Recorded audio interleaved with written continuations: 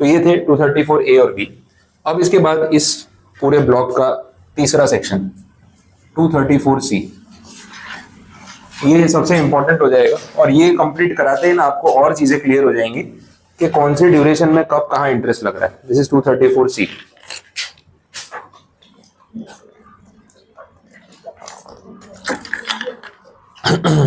बात समझ आ रही? अब देखो क्या हो रहा है, सेक्शन का जो नाम है that is interest for deferment of advance tax.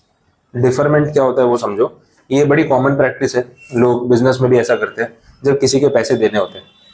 अब मान लो ऐसा है कि मैंने आपको कुछ गुड्स सेल किया है, कंसाइनमेंट की वैल्यू है 10 लाख रुपए, तो मैंने बोला भाई इसका पेमेंट कर देना।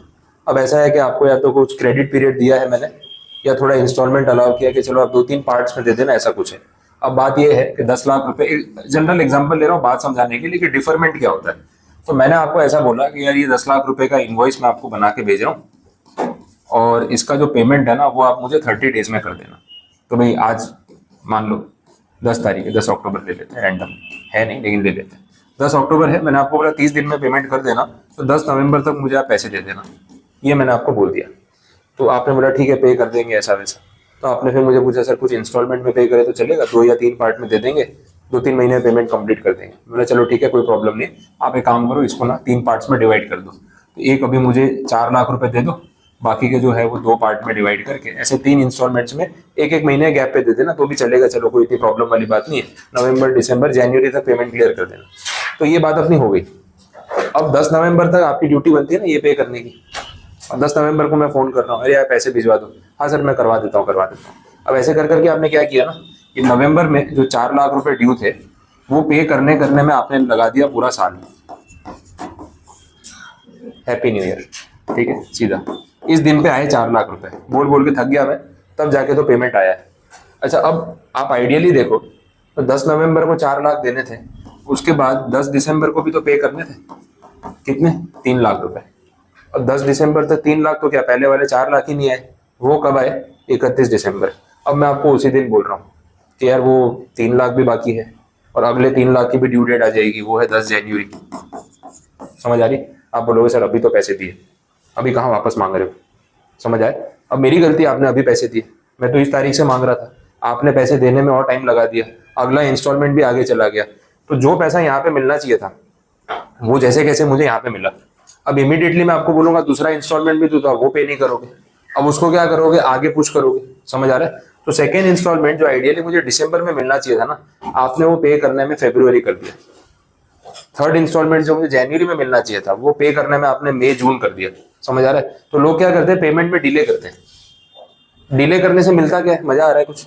सामने वाला 10 बार फोन करे, अपने उसको परेशान करे, उसके फोन नहीं उठाए, रिप्लाई नहीं करे, आज करवाता हूँ कल करवाता हूँ, क्या मजा आता होगा लोगों को? पैसा यूज करने को मिलता है और कुछ नहीं, इंटरेस्ट कॉस्ट बचाने की कोशिश करते हैं। भाई मेरे पास पैसे पड़े हैं लेकिन यार नहीं भी है, अगर मुझे किसी को पेमेंट करना है तो कहीं से कुछ ना कुछ पैसा अरेंज करके देना पड़ेगा, बैंक अकाउंट से निकाल के देना पड़ेगा, कहीं से बोरो करके देना पड़ेगा, तो इंटरेस्ट कॉस्ट लगता है। तो बिजनेस में लोगों की हैबिट क्या होती है, जितना पेमेंट डिले कर सकते हो करो, ताकि क्या पैसे चुकाने में थोड़ा टाइम मिल जाए, कहीं ना कहीं से पेमेंट आएगा उसमें से हो जाएगा। अब इस चक्कर में ना सबका पेमेंट साइकिल खराब होता है। एक बंदा पेमेंट करने में डिले करेगा तो दूसरा वाला भी तो आगे फिर डिले करेगा, बोले मेरे पैसे नहीं आए पीछे से, आपके कहाँ से पे करूं। ये बहुत बार नॉर्मल होता है, बोले पेमेंट आ नहीं रही है तो मैं पेमेंट्स कर नहीं पा रहा हूँ, कोई ना कोई पार्टी मुझे पेमेंट करेगी तो मैं आपका क्लियर कर दूंगा। अब जब तक वो नहीं करेगी तब तक बैठे रहो। कितनी बार तो ऐसा होता है आ गया होता है पेमेंट तो भी अपन वही रोना रो रहे होते हैं, यार पैसे ही नहीं आए, पैसे ही नहीं आए। तो सामने वाला इरिटेट हो रहा है, भाई तेरे पैसे नहीं आए तो मैं क्या करूँ, मेरे तो दे दे। बोले कहाँ से दूं, जब वो देगा तो दूंगा ना। तो जो मनी का रोटेशन है पूरा चेन में चलता है। अब लोग क्या करते हैं, पैसा देंगे तो सही लेकिन डिले करके देंगे। जो पैसा आज मांग रहा हूँ वो अगले महीने देंगे, फिर अगले महीने वाला अरे अभी तो दिया, रुक जाओ थोड़े दिन, फिर वो उसके अगले महीने, ऐसे पास ऑन होता रहेगा। This is called deferment of payment. Differ करना मतलब आगे पुश करना, डिले करते जाना। तो पैसा तो दे देंगे लेकिन टाइम खींच लेंगे। अब डिस्काउंट ऐसे नहीं तो वैसे ले लेंगे। 2 महीने किसी के पैसे यूज कर लिए तो ब्याज का कितना फर्क पड़ गया, बात समझ आ रही? 10 लाख रुपए पे 1 महीने का नॉर्मली भी आप ब्याज गिन लो 1% पे, बड़ा नॉमिनल रेट पे, तो 10,000 रुपए होता है। तो जो पैसा मुझे आपसे आज मिलना चाहिए, अगर आपने वो 3 महीने बाद दिया तो 30,000 रुपए तो डिस्काउंट ही ले लिया आपने, मेरा ये पैसा यूज कर लिया बिना इंटरेस्ट के। बात समझ आ रही है? अब इंटरेस्ट भी नहीं दे रहे हो जैसे कैसे, तो मेरा पेमेंट आ रहा है, तो आपने वो पैसा यूज किया without paying any additional interest और एक तरीके से आपने अपना कॉस्ट बचा लिया। तो लोग वो पैसा यूज करने के लिए जानबूझ के डिले करते रहते हैं क्योंकि अपना इंटरेस्ट कॉस्ट बचा लेते हैं। बात समझ आ रही, क्लियर हो रहा है? This is called deferment. ये डिफरमेंट यहाँ पे एडवांस टैक्स वाले केस में भी लोग करेंगे क्योंकि यही लोग हैं जो बिजनेस में एक दूसरे का पेमेंट रोक के रखते हैं और डिले कर करके पैसा देते हैं। सरकार के साथ भी सेम गेम खेल रहे हैं। अब देखो कैसे गेम खेलते हैं वो समझो। जो एडवांस टैक्स की बात हो रही थी, अब ध्यान देना यहाँ पे। एडवांस टैक्स की हम बात कर रहे थे, जैसे हमने एस्टिमेट कितना किया था 1 लाख रुपए। मैं वही एग्जांपल कंटिन्यू कर रहा हूँ क्योंकि आगे फिर अभी पूरा कैलकुलेशन उस पर ही बनेगा। तो जो एस्टिमेटेड टैक्स लायबिलिटी है वो है 1 लाख रुपए। अब आइडियली अगर मैं इस अमाउंट को अपना बेस बना रहा हूँ तो मुझे 4 इंस्टॉलमेंट्स में पेमेंट करना चाहिए। 4 इंस्टॉलमेंट्स है 15 जून, 15 नवंबर, दिसंबर और मार्च। ठीक है, 4 डेट्स है। अपन ने परसेंटेज देखा था ना, कितना परसेंट पेमेंट कब तक हो जाना चाहिए, 15, 45 और यहाँ तक पूरा 100, ऐसे ही था। तो आइडियली मुझे इस डेट तक 15,000 पे ऑफ कर देना चाहिए था, इस डेट तक 45,000, यहाँ तक 75,000 और यहाँ तक 1 लाख। यही है ना क्राइटेरिया। अब मैंने किया क्या वो समझो। 15 जून को जो 15,000 रुपये मुझे पे करने चाहिए थे, मैंने यहाँ पे पे किए 5,000। क्लियर? अभी तक इतना ही पेमेंट किया। फिर अगला इंस्टॉलमेंट आया 15 सितंबर। आइडियली मुझे तब तक 45 पे कर देना चाहिए था, मैंने और 10,000 पे करके टोटल बना दिया 15। अभी तक मैंने 15,000 ही भरा है। ये इंस्टॉलमेंट तक आते आते मुझे कितना पे करना चाहिए था, 75, मैंने और 10,000 पे कर दिए। ठीक है, अब आ गया लास्ट इंस्टॉलमेंट 15 मार्च। यहां तक तो पूरा 1 लाख पे हो जाना चाहिए, मैंने यहां तक पूरा पेमेंट कर दिया। बात समझे? 75 पूरे भर दिए, हो गया टारगेट पूरा। अब 15 मार्च को दिख रहा है मैंने पूरा 1 लाख रुपए एडवांस टैक्स भर दिया। बट क्या ये सही तरीका है पेमेंट करने का? आप देख रहे हो गवर्नमेंट का पैसा यूज कर रहा हूँ, डिले किए जा रहा हूँ। गवर्नमेंट ने बोला भाई 15,000 भेज दो, सर भाई 5,000 ले लो बाकी करवाता हूँ। अब करवाता हूँ करके डिले हो रहा है। यहाँ तक कितना पे हो जाना चाहिए था, 45। टोटल मैंने कितना पे किया, सिर्फ 15। समझ आ रहा है? तो अभी तो ये 15 तो यहाँ तक पे होना चाहिए था। बात समझ लो, डिले हो रहा है। इस इंस्टॉलमेंट तक 15 पे हो जाना चाहिए था, तो मैंने 10,000 कम भेजे। इस इंस्टॉलमेंट तक 45 पे हो जाना चाहिए था, देखो अभी तक मैंने सिर्फ 15 ही भरे। तो डिपार्टमेंट बोलेगा यार ये तो जून वाला पेमेंट था, अभी सितंबर तक आपने खाली पिछला पेमेंट ही कराया, बाकी का बोले सर अभी तो पैसे दिए, कहाँ बार बार पैसे मांग रहे हो, करवाता हूँ। तो ये डिले चल रहा है ना। अब यहाँ तक आते आते 75 मिल जाना चाहिए था, आपने तो अभी तक सिर्फ 25 ही भेजा है, इतना भी पूरा नहीं हुआ। समझ आ रहा है? आप डिले कर रहे हो। फिर लास्ट डेट आई ना जब, तो दिखाने के लिए पूरा पेमेंट एक साथ कर दिया, बोले लो हिसाब पूरा। ऐसे थोड़ी ना चलेगा। तो डिपार्टमेंट को जिस लेवल पे, जिस ड्यू डेट पे पैसे चाहिए, उस ड्यू डेट पे लोग पेमेंट ही नहीं करेंगे, तो इस ड्यूरेशन में सरकार अपना खर्चा कैसे चलाएगी और कैलकुलेशन कैसे करेगी? तो इस चीज को रोकने के लिए इन्होंने बनाया 234C। डिफरमेंट जो है वो अलाउ नहीं है। आप थोड़ा बहुत कम पे कर देते हो, कहीं मार्जिन आ जाता है क्योंकि एक्यूरेसी नहीं आती, समझ आता है, लेकिन ये करोगे तो नहीं चलेगा। ये तो क्लियर दिख रहा है कि आपने पैसा रोक रोक के पे किया, यूज किया, और फिर डेडलाइन आने पे पूरा एक साथ चुका के अपनी एंट्री लगा दी कि मैंने तो 1 लाख भर दिए। बट रेशियो में पेमेंट होना चाहिए था, परसेंटेज में पेमेंट होना चाहिए था, वो नहीं हुआ। अब इसके अंदर इंटरेस्ट कैसे कैलकुलेट होगा वो सीखना है। बात समझ आ रही? तो इसके लिए पूरा अपने जो है डेटा बना लेते हैं, सम बना लेते हैं, और उसको इन एंट्रीज के साथ ही मैं आपको कैलकुलेट करा देता हूँ, तो प्रैक्टिकल भी समझ आ जाएगा और कंडीशंस भी याद हो जाएंगी। तो विदाउट नंबर समझाऊंगा तो थोड़ा हैवी लगेगा। ये जो 234C में आपको पूरा टेबल दे रखा है ना, वो टेबल पूरा मैं यहाँ पे एग्जाम्पल के साथ समझा रहा हूँ, देख लो कैसे होगा।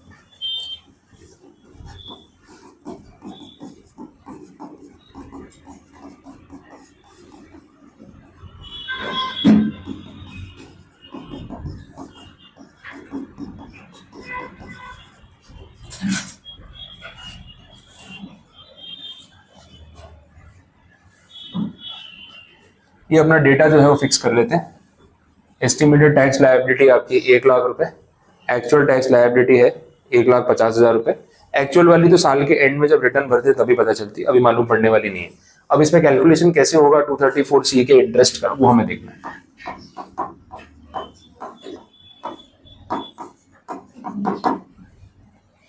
अब इसके लिए थोड़ा टेबुलर प्रेजेंटेशन करना पड़ेगा। ये सारे कुछ कॉलम्स बनेंगे कैलकुलेशन के लिए।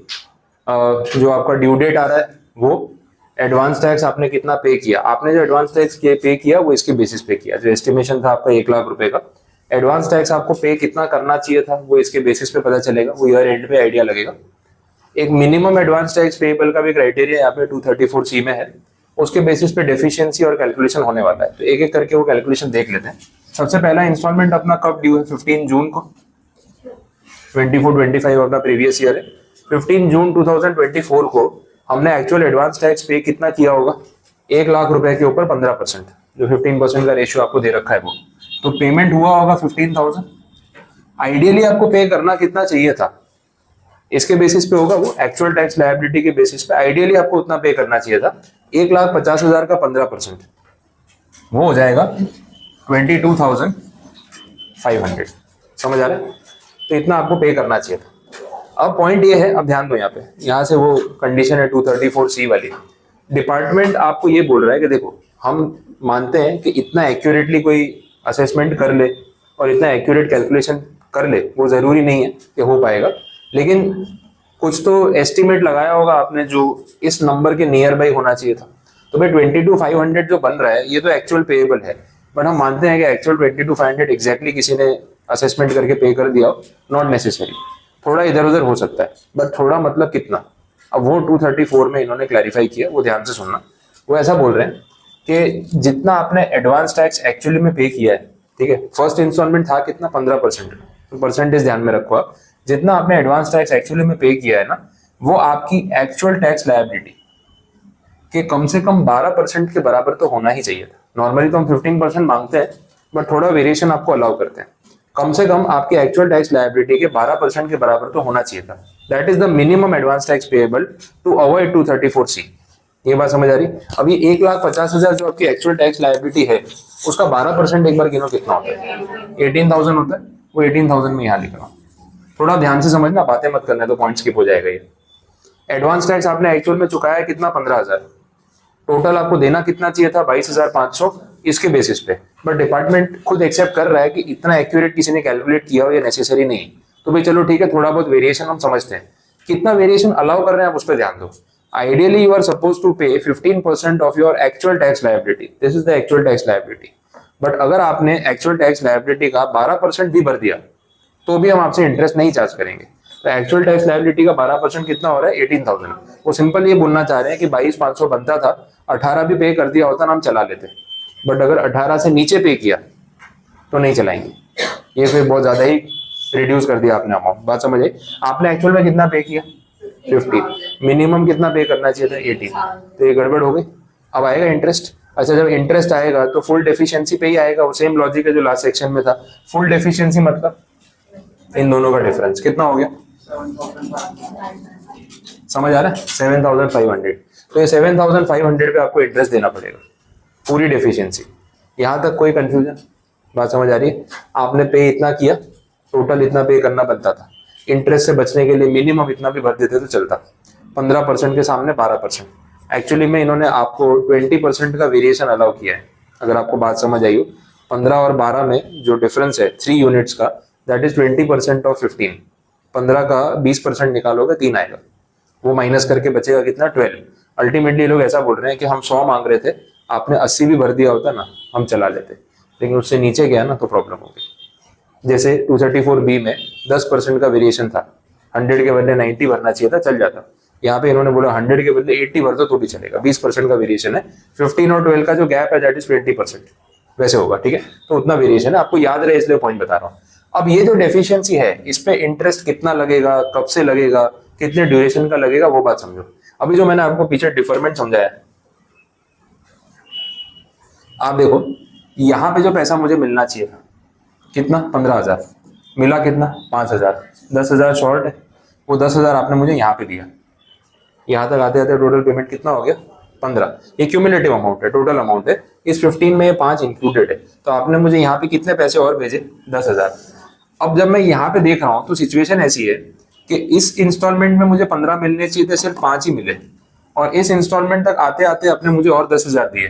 तो ये 10,000 तो यही वाले है ना जो यहाँ पे बाकी थे। समझ आ रही है? तो आपने ये 10,000 है ना, यहाँ से लेके यहाँ तक यूज किए। जो 15,000 मैंने आपसे यहाँ मांगे थे वो आपने मुझे यहाँ आके दिए, तो इतने ड्यूरेशन तक आपने वो पैसा यूज किया। अब यहाँ तक आते आते मेरा तो 45 लेना बनता था, आपने यहाँ तक आते आते सिर्फ 15 ही पे किया। शॉर्ट कितना बढ़ रहा है? 30,000। अब वो 30,000 तो आप मुझे जब अगली बार पैसे भेजोगे तभी काउंट होगा। आपने अगली बार मुझे और सिर्फ 10,000 भेजे, तो ये 10 तो मुझे यही मिलने चाहिए थे, लेकिन यहाँ पे मिले। तो आपने इतने टाइम तक वो पैसा मेरा यूज किया। ये बात समझिए। ये सेम कंसेप्ट अभी यहाँ पे भी यूज होगा, फिर से यहाँ पे देख लो, इसमें प्रॉपर डेटा आपके पास तो समझ आएगा। अगला इंस्टॉलमेंट एक बार अपने सॉल्व करते हैं, फिर मैं आपको पॉइंट समझाता हूँ कि इंटरेस्ट कैसे कैलकुलेट करना है। 15 सितंबर वाला। अब यहां तक आते आते मैंने एडवांस टैक्स कितना पे किया होगा इस 1 लाख पे? 45%। हम पूरा कैलकुलेशन क्यूमुलेटिव बेसिस पे करेंगे, इंक्रीमेंटल बेसिस पे नहीं, टोटली देखेंगे वैसा। तो एडवांस टैक्स यहां तक आते आते मैंने भर दिया होगा 45,000, लेकिन डिपार्टमेंट बोल रहा होगा सर आपकी एक्चुअल टैक्स लायबिलिटी तो 150 है ना, तो 150 पे 45% पे होना चाहिए था। टोटल कितना आ रहा है वो? 67,500। समझ आए? लेकिन फिर मैं बोला सर कुछ मिनिमम वेरिएशन तो अलाउ होना चाहिए ना, मैं एग्जैक्ट कैसे कर दूं? बोले हाँ वेरिएशन अलाउ कर रहे हैं ना, 45 के बदले 36% भी चलता, सेम 20% का रेशियो। 15 और 12 में कितना गैप था? 20% का। 45 और 36 में 20% का ही गैप होता है। 45 का 20% करोगे ना तो 9 आता है। 45 में से 9 माइनस करो, कितना बचा? 36। तो सेम उन्होंने 20% का वेरिएशन अलाउ किया। मतलब यहाँ पे 150 पे जो 45% हम आपसे मांग रहे थे, उसके बदले अगर आपने 150 का 36% भी भर दिया होता तो भी हम कुछ नहीं बोलते। अब इस 1,50,000 का 36% होता कितना है वो देखो, 54,000। तो टोटल आपसे इतना लेना था, आपने इतना भी दे दिया होता ना, कुछ नहीं बोलते, लेकिन आपने तो इतना ही भरा है। समझ आए? तो डेफिशिएंसी तो पूरी ही काउंट होगी। फिर कितनी डेफिशिएंसी है? 22,500। अब थोड़ा बात यहाँ से समझना इंटरेस्ट वाली। ये आपने काम करे, टेबल पूरा कंप्लीट ही कर लेते हैं, इंटरेस्ट वाली बात साथ में बता देता हूँ, कोई फर्क नहीं पड़ेगा, उल्टा आपके लिए और इजी हो जाएगा। ये भी कंप्लीट कर ही लो ना। अब यहाँ तक आते आते आपने कितना पे किया होगा? 75। आइडियली आपको कितना पे करना था? 150 का 75 कितना हो रहा है वो? ठीक है। अब इसमें ना इन्होंने कोई वेरिएशन नहीं दिया, थर्ड इंस्टॉलमेंट में कोई वेरिएशन नहीं है। जैसे याद है ना, 15 के बदले 12, 45 के बदले 36, यहाँ 75 के बदले 75 ही है। यहाँ उन्होंने मार्जिन नहीं दिया, क्योंकि बोला थर्ड इंस्टॉलमेंट तक आते आते तो आपको एक्यूरेसी का आइडिया आ जाना चाहिए था कि एक्चुअल में आपका टैक्स कितना आ सकता है, क्योंकि 2 क्वार्टर निकल चुके हैं, दिसंबर आ चुका है, अब तो मार्च आने वाला है, साल का एंड आते आते तो क्लैरिटी आ जाती है। यहाँ वेरिएशन नहीं दिया, मतलब यहाँ पूरा ही देना है आपको। समझ आए? तो डेफिशिएंसी तो पूरी काउंट होगी, डेफिशिएंसी हो जाएगी यहाँ पे 37,500। वैसे ही फिर लास्ट इंस्टॉलमेंट पे आ जाओ, 15 मार्च। यहां तक आते आते तो पूरे 1 लाख आपने पे कर दिया होंगे। आइडियली यहां तक आते आते पे करने कितने चाहिए थे? 150, और मिनिमम पेएबल भी 150 ही है, इसमें भी कहाँ वेरिएशन होगा। समझ आ रहा है? गैप कितना है? डेफिशिएंसी। यहां तक बात समझ आई? अब ये सब डेटा अपन ने समझ लिया तो इंटरेस्ट कैलकुलेशन वाली बात समझ आएगी। थोड़ा ध्यान देना, ये जो 7,500 की डेफिशिएंसी है, ये पैसे सरकार को कब मिले होंगे आपकी तरफ से? क्योंकि 15 जून को तो उन्होंने मांगे 22,500 थे, आपने दिए 15, तो 7,500 शॉर्ट है। ये 7,500 उनको आपसे कब मिले होंगे? नेक्स्ट इंस्टॉलमेंट में मिले होंगे। अब जो 15 सितंबर वाला इंस्टॉलमेंट है, इसमें आपने इनको बढ़ा के 30,000 रुपये भेजे होंगे इंक्रीमेंटल बेसिस पे। तो वो जो 30,000 गवर्नमेंट को मिले होंगे, तो उन्होंने क्या किया होगा? पहले तो ये 7,500 सेटल किए होंगे कि भाई पुराने वाले 7,500 बाकी थे, आपने और 30 भेजे, उसमें से पुराना सेटल हो गया, 22,500 अभी आपके आए हैं, हम यही मान रहे हैं। ये बात समझ आ रही? तो ये 15 सितंबर को ये जो पैसा आया इनके पास, यहाँ से यहाँ तक का जो गैप है ना 30,000 का, वो 30,000 में उनको ये पैसा मिला होगा 7,500। इतनी बात तो समझ आ रही? ठीक है। तो इन शॉर्ट ये 7,500 रुपीज आपने गवर्नमेंट का कितने टाइम के लिए यूज किया? मैं बोल सकता हूँ यहाँ से लेके यहाँ तक। 15 जून को मैंने आपको बोला भाई मुझे 22,500 पे करना है, आपने बोला सर 15,000 रख लो, बाकी के भेजते हैं। बोला ठीक है। अब आपने मेरे को बाकी के कब भेजे? 15 सितंबर को। तो जो 7,500 मेरे बाकी थे मेरे हाथ में, तो वो नेक्स्ट इंस्टॉलमेंट पे आए। तो इन शॉर्ट ये अमाउंट जो है ना, आपने यहाँ से लेके यहाँ तक यूज किया, 15 जून से लेके 15 सितंबर तक यूज किया। तो मैं जो इंटरेस्ट आपसे चार्ज करूंगा इस अमाउंट पे, वो कितने ड्यूरेशन का चार्ज करूंगा? 15 जून से लेके 15 सितंबर। कितने महीने होते? 3 महीने। बात समझ आ रही? इंटरेस्ट का रेट कितना है? 1% पर मंथ, जो पूरे चैप्टर में वही चल रहा है। तो इस हिसाब से टोटल इंटरेस्ट कितना हो जाएगा? 3%। क्यों 3%? इधर से लेके इधर तक। बात समझ आ रही? तो ये लॉजिक क्लियर होगा तो आपको कैलकुलेशन समझ आ जाएगा। अब 7,500 पे 3% कितना होता है वो गिन लो, 225। तो ये है आपका interest payable on this instalment, deferment interest. ऐसे कैलकुलेशन होता है। नहीं, यहाँ ये लोग डेट टू डेट ले रहे हैं, वो ऐसा मंथ टू मंथ नहीं ले रहे। फिफ्थ के सेक्शन में बोला ही है 15 जून टू 15 सितंबर, तो एग्जैक्ट 3 महीने हो रहे हैं। तो उसमें वो 4 मंथ्स वैसे नहीं ले रहे कि जून जुलाई अगस्त सितंबर, कैलेंडर मंथ्स पे नहीं जा रहे, डेट टू डेट जा रहे, क्योंकि इंस्टॉलमेंट फिक्स है ना, 15 जून से 15 सितंबर, सितंबर से दिसंबर, तो उन्होंने वो 3-3 महीने का गैप रखा है, तो 3 मंथ्स काउंट कर रहे हैं वैसे। तो ये कैलकुलेशन समझ आए। अब आगे देखें, पूरा कंप्लीट करते हैं इसको। अब देखो सेकेंड इंस्टॉलमेंट में 15 सितंबर को क्या सिनारियो है, मैंने आपसे मांगे थे 67,500, आपने सिर्फ दिए 45, 22,500 की शॉर्टेज है। अब 22,500 मुझे मिलेंगे कब, नेक्स्ट इंस्टॉलमेंट पे, अगले इंस्टॉलमेंट पे आप मुझे और 30,000 भेजोगे, वो 30 में से मैं पहले ये माइनस करूंगा, पुराने वाले 22,500, सरप्लस बचा 7.5, वो इस तरफ का इंस्टॉलमेंट हो गया वैसा। तो ये डेफिशिएंसी जो है ना वो फुलफिल कब हो रही है, अगले इंस्टॉलमेंट पे। तो अगेन पैसा आपने कितने टाइम के लिए यूज किया, 3 महीने के लिए, सेम स्टोरी। तो ये 22,500 जो है ना, इस पे भी इंटरेस्ट कितना लगेगा, 3%, कितना हो जाएगा गिनो, 675। कुछ बात समझ आ रही। तीसरा वाला केस देखना, यहां तक आते आते डेफिशिएंसी जो है वो हो गई 37,500। ये डेफिशिएंसी भी नेक्स्ट इंस्टॉलमेंट में ही पूरी होगी, जब आप मुझे आगे के 25,000 भेजोगे तभी जो भी इसमें से पैसा आएगा वो मिलेगा, ठीक है। 37,500 वाला जो अमाउंट है वो भी आपने देखा जाए तो दिसंबर से लेके मार्च तक यूज किया, सेम कैलकुलेशन, कोई फर्क नहीं है। इंटरेस्ट का परसेंटेज वही रहेगा 3%, मल्टीप्लाई करके देखो कितना हो रहा है, 1125। आया समझ में। अब लास्ट वाले केस में देख लो क्या होगा। लास्ट वाले में ऐसा है कि डेफिशिएंसी 50,000 है, 15 मार्च को ये पैसा ड्यू था, आपने दिया नहीं अभी तक, शॉर्ट है, ठीक है। अब इस पे जो इंटरेस्ट काउंट होगा वो प्रीवियस ईयर के एंड तक का ही काउंट होगा, टिल 31 मार्च, उससे ऊपर नहीं। 15 मार्च को ड्यू था, हम प्रीवियस ईयर क्लोज कर देते 31 मार्च को। तो इस अमाउंट पे 234C में जो आपसे इंटरेस्ट लिया जाएगा वो कितने महीने का लिया जाएगा, 1 महीने का, सिर्फ मार्च के मंथ का, ठीक है। 15 मार्च टू 31 मार्च, ये तो 15-16 दिन ही हो रहे हैं ना, तो 1 महीने का ब्याज लगेगा 1%। इसको आगे 3 महीने तक कैरी फॉरवर्ड नहीं करेंगे, because advance tax previous year में देना होता है। प्रीवियस ईयर एंड हो चुका है 31 मार्च को, तो उससे आगे जाने की जरूरत नहीं। Clear point. तो इतने दिन का इंटरेस्ट लगेगा, इसलिए 1% आएगा, 3% नहीं आएगा, वो अगले साल तक कैरी फॉरवर्ड नहीं करना है। तो 50,000 पे 1% कितना होता है, 500। आप इसको टोटल कर लो, ये है आपका total interest payable under 234C। ऐसे होता है इसका पूरा कैलकुलेशन। बात समझ आई। अब सेक्शन में सारी बातें लिखी हो टेबल में, 15% के बदले 12%, 45 के बदले 36, 75 के सामने 75, 100 के सामने 100। तो यहाँ वेरिएशन अलाउ किया है, यहाँ वेरिएशन अलाउ नहीं किया वैसा। मिनिमम एडवांस टैक्स पेएबल इस पे काउंट होगा, एक्चुअल टैक्स लायबिलिटी पे वो परसेंटेज जो सेक्शन में बोला हुआ है। तो ये जो 18,000 आपने गिना ना, ये वाला, ये आया कैसे, 1,50,000 पे 12%, ठीक है। बात समझ आई। ये वाला जो 54,000 है, ये आपने कैसे गिना, तो भाई 1,50,000 पे 36%, ऐसे गिना। ये तो एग्जैक्टली रहेगा, इसमें वेरिएशन है ही नहीं, यहाँ पे वेरिएशन नहीं है। दिस इज 1,50,000 पे 75%, 1,50,000 पे 100%।